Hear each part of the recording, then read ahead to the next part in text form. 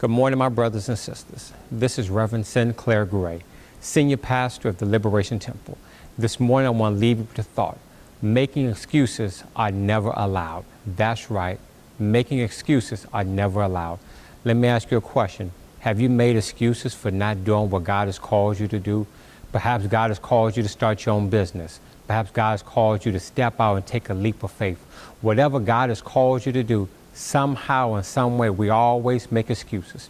As you know, there's a poem about excuses called Excuses Are Tools of Incompetence, which builds monuments of nothingness. And those who specialize in using them seldom amount to anything in life. That's right, the more excuses you make, the more times you will find yourself aggravated, frustrated, and agitated. But I got news for you. Today is your day to stop making excuses. Let me help you out with this for a moment. A few years ago, I used to run a group of inner city kids, helping them making the positive choices. And on one particular day, a young man who was a former gangbanger stood up and said, "Today is my day that I'm gonna stop making excuses." That's right, he got up and decided to make a change. He decided to make up in his mind that this particular day, he was going to stop gangbanging. He was going to stop trying to hang with the crew and live the life that God has called him to live. Well, that's his story. Let me give you 3 important lessons that I learned that will bless you on this day. The first thing you need to understand when you stop making excuses is that you have to make up in your mind that you are better than your situation. That's right. You have to make up in your mind that you want better in life. You have to make up in your mind that God has something for you. And when God has something for you, it's no time to make excuses, but rather it's your time to step out on faith.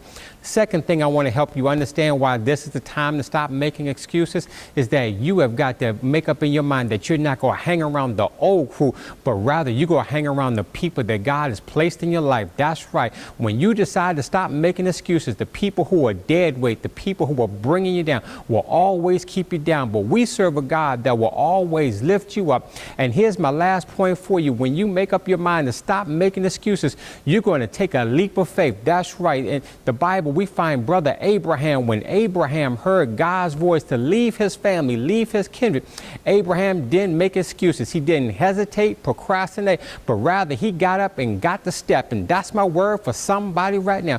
Whatever God has called you to do, go ahead and step out on faith, because God said he'll never leave you nor forsake you. That's my word right now.